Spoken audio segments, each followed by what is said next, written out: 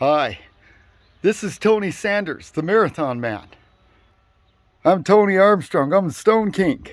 And I can't wait, this has been my idol all my life, and I've one time came in here and I made it into the front door and never made it past the first two rocks. So this is going to be a treat. So all my life, this man's been showing people how and where to find it. All you had to do is look for him. All right, Tony, tell us a little about yourself.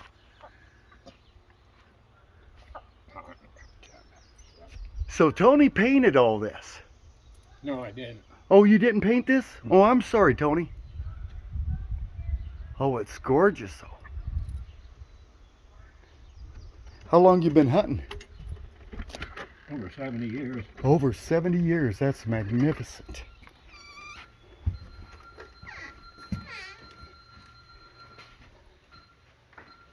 Oh, this is more fabulous than I even thought. Now, you made all this, though. You did all this? Yeah, I made the whole place. Oh, wow, wow. And found all the artifacts. So this is super duper gorgeous. Look at this. Oh, look at all the sheds. Tony, you're magnificent. This is super great. 70 years of hunting. Oh, look at that woodwork. Oh, this is gorgeous. I love it. 70 years. Right. This is magnificent, Tony. I can't even wait to even take a peek. This is your little scrap pile? Yeah. Wow. Wow. We could spend a week in there. Oh, wow. So which one do you like the most out of these? That one. That's a groove celt. You hardly ever find a groove celt. Oh, very good. And it's a very hard stone, it looks like. Yeah. Oh, yeah. I don't think I've ever seen a groove celt. Oh, those are beautiful, Tony. And this is like an adze here, right? Yeah. Yeah, gorgeous, gorgeous. And what's this here? Well, it's probably a nut cracking stone. Oh, I don't know. I think it's better than that. I think it's way, way better than that. That's gorgeous. Oh, and I like this too. This looks like a ball war club to me. Like it's flat on the bottom, a little spot. Oh, such beautiful little axes. Oh, those are gorgeous too. So what all kinds of woods did you use here? About 20 different kinds. 20 different kinds. Yeah, that's amazing. Yeah, that's amazing. Oh, great. This is so great. Let's look around here. Oh, wow, wow, wow. Most people in over a lifetime of hunting, you could have a dozen people that hunted all their life and never have even a tenth of this. Tony's remarkable. He's not only the Marathon Man, but he's lucky. Very lucky. Very good. And he's very good. You found him in all kinds of places, haven't you? Yeah, mostly cricks. Yes, mostly cricks. Yep, you can tell whether a crick's going to produce, can't you? Yeah, a nice sand gravel crick, you can find artifacts in them. Right, right, right. No one's probably found more than you, I think. And these were all from Iowa and Illinois and Missouri? Yeah. Just all this tri-state kind of area? Yeah. Oh, I love it. I love it. What a great set. Oh, what's this here? Well, just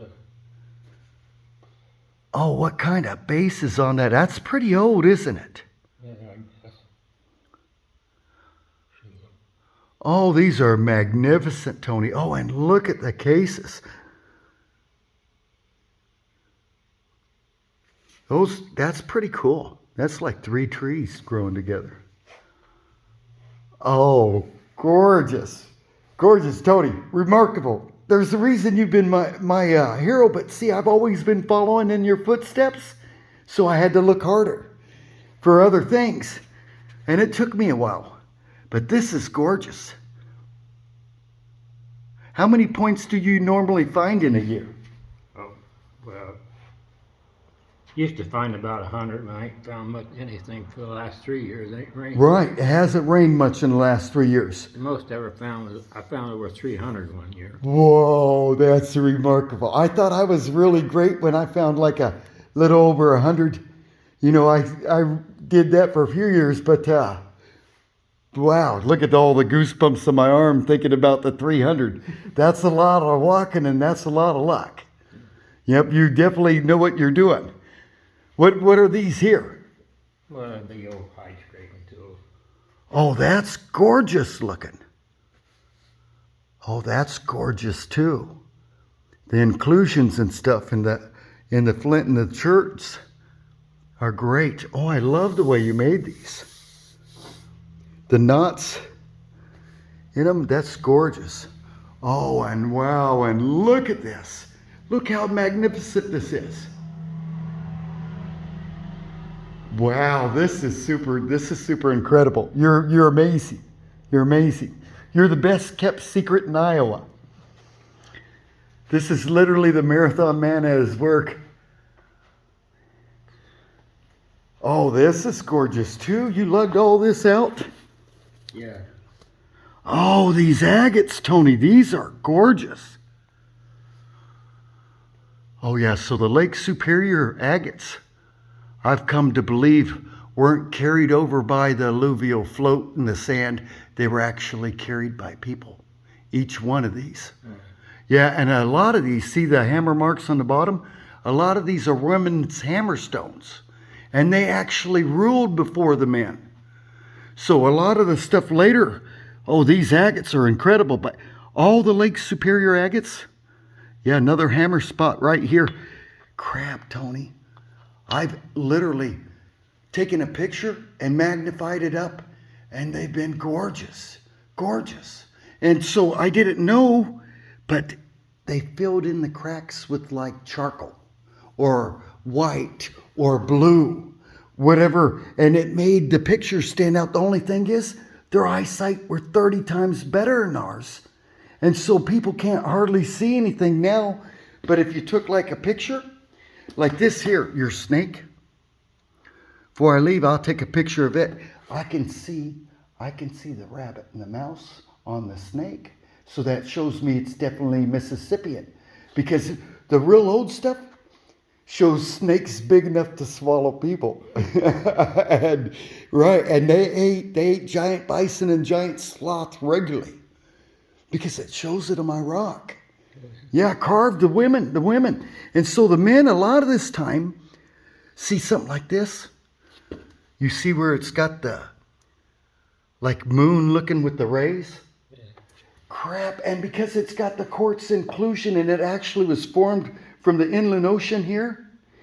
So actually, I have a carving and it has like a tree growing out of Mother Earth. And then it shows a big snake, a petrodon, and the birds from the movie 10,000 BC. And literally, it shows two men running into each other. And then it shows a Cupid angel flying up in the air. So we believed in God long ago even. God's definitely real. And look at these beautiful things here. Oh, these are great. 1, 2, 3, 4, 5, 6, 7, 8. 1, 2, 3, 4, 5, 6, 7, 8.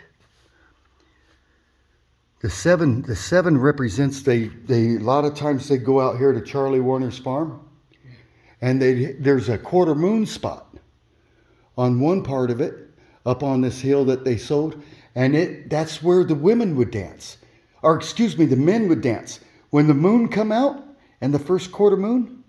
We'd go dance and make our prayers, and if it came true, at the full moon we'd get a chance to compete for one of the eligible ladies. And if it didn't, and then the snake goddess came and started swallowing the moon up, and then all your dreams and stuff was gone. You didn't get to compete, and you only had 7 chances a year, and every once in a while an 8th chance, depending if it was a good year or not. It still got cold, I'm sure, back then. Wow, this is incredible here, too. You don't find many like that. Look at the bevel on this. Would you call this maybe a plains view? No, it's just a big paleo knife. See, it's actually got like a side, like a tang knife. See how it's notched in a little bit there? That's pretty cool. This is one incredible case. For a person to find one of these in their lifetime, they'd be super duper lucky. That's true too. Yeah, gorgeous, gorgeous. Look at how incredible he is. What a great display. And so like something like this, where they left the high median ridge, they did that with a purpose. And some of these points here, like where it's white, you even have kind of like a face here, and you got faces coming out here all over. Oh, a death face. See, you can even see the skull. The eyes actually indented in. Another face here. This here, something happened in that Indian's life, and it was bad. He didn't care so much anymore. He was living with death constantly. And so these are the spirits of his departed ones. And this is his face of death. He might have actually met it, because this is an incredible point, and it's still like brand new looking from that. So they'd actually grind and then pack it. A lot of times people thought that they actually were random flaking. Not so much random. The high median ridge they were using to make the first scene. And then after that, especially the porous ones. Man, Tony, no one's got nothing like this. This is incredible. This even looks like a quarter moon shape. So the men, boy, they only had a few times in their life to get a chance. And if you competed for the same woman, that's where your small axes came in. Yeah, because you didn't want to kill people we love. But you want to win. So you competed, I think, first hit, you're out. And the thing is, people that had things like that, they were so fast. If they were here with this right now, you're pretty incredible. You're like the energized bunny. You go, go, go, go. And we've seen you all our lives. And they would look like Superman if they moved real fast in front of us, because it'd be like a blur. Their fast twitch muscles are that good. They thought like the giant sloths were the second baddest thing next to the cave bear. We ate them regularly. So did the big snake. We had a snake here about the size of a bus at least. Oh yeah, there was no slowing down that snake either. Everything I see, like TJ's got a hell gap, and it has the snake on it, and then its tail, it's got a body of a woman on the top. And then its tail goes into all these faces, the white smoky faces. A lot of times, like this here, look at this. This, a lot of people would think is random and kind of chunky, but actually the eyes are chipped out real good. You have a quarter moon on one side and like a triangle on the other. And then you have the mouth here. They show different faces of themselves, of what they thought they seen. We all had different faces. You might be happy one time and mad the next. So they'd show them. The thing is, people never thought to look. And you can see, like on all Tony's stuff. Look at it. Everywhere. You see it all over. So a lot of points people been putting out, great big ones and stuff. Well, either those people died right away, or they never got a chance to carve on them. Because they all should be ground and pecked. Grinding makes them tougher. Look at this. This is the most amazing collection I've ever seen in my life. And I've seen a lot of collections. Nobody's ever hunted like you. You've actually been touched. Touched by the stones. They call to you. You can find them. Sometimes you probably even flipped at the dirt and they just flopped out, didn't they? Yeah, I guess. Well, really, no. Seriously. They weren't even showing in it. You flopped it out. When you find the points, they want to be found. They want to be heard. Every one of these has been prayed like a dozen churches all in one stone because they prayed every moment. Every moment might have been their last. You know, it was very, very tough.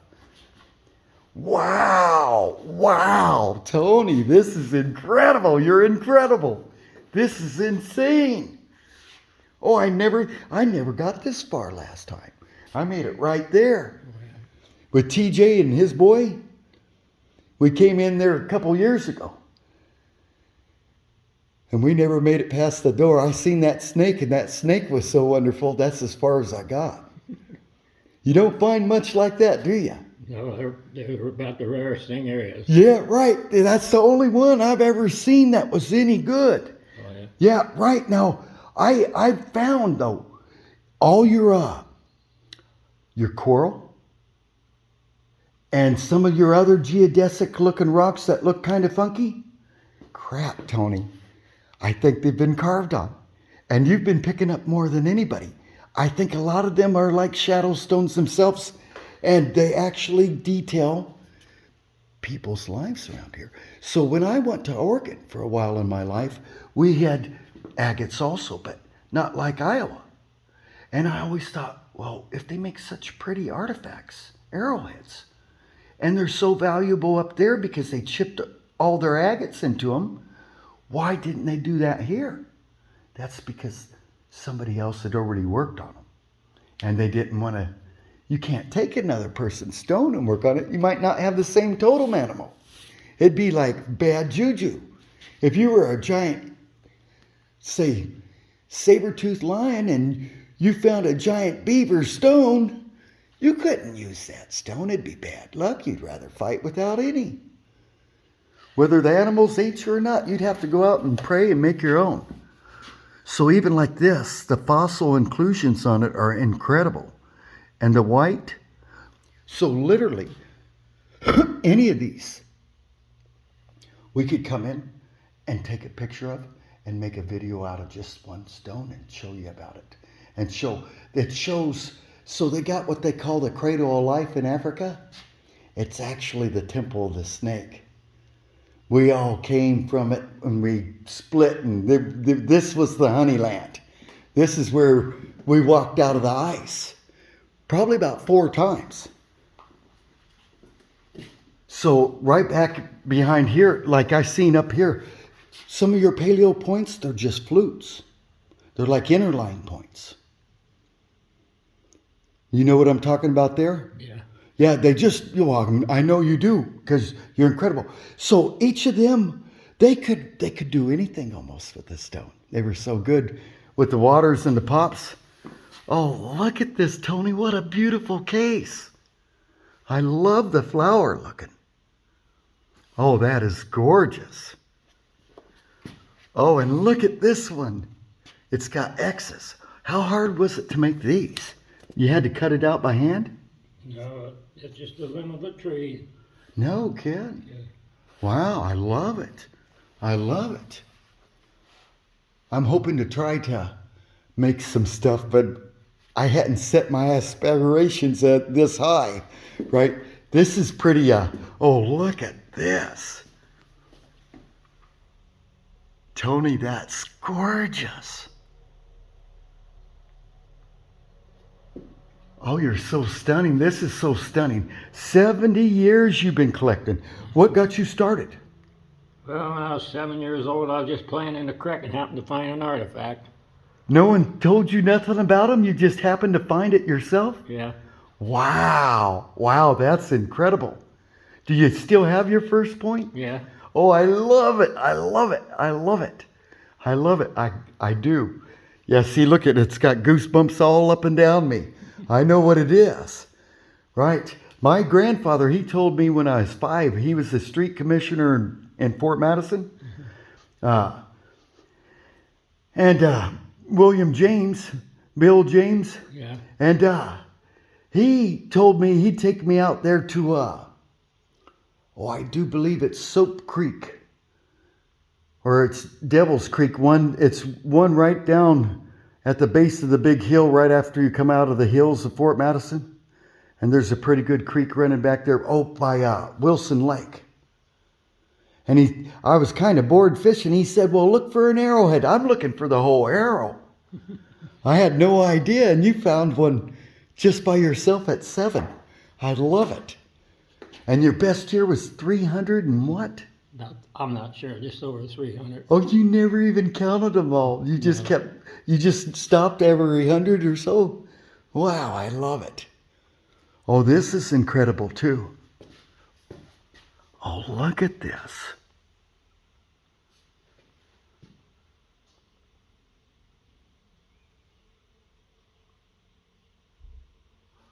Oh yeah, this is gorgeous. These are great. I love them. I love them. Oh, that's entertaining. It's almost like it's got a turtle face on the side.